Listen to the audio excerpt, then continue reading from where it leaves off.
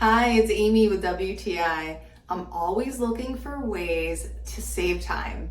I've got to share this slopehill hair dryer with you. This thing is incredible. This attractive little hair dryer has some massive drying power. It dries my hair in half the time. So how does it do this? Well, it's all in the technology. It has a brushless motor that is modeled off of an aircraft turbine engine. I mean, listen to this.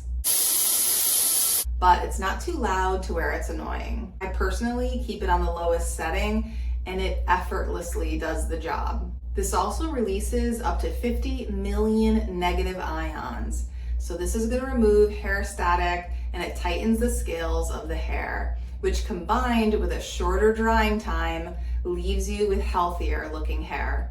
Let's take a moment to look at how pretty this is. I chose the white. It's got this pearly sheen to it. It looks so beautiful just lying on my counter. You get over an 8-foot power cord, so plenty of room to work with. It comes with 3 nozzle attachments. In my opinion, a hairdryer must have a cold shot button.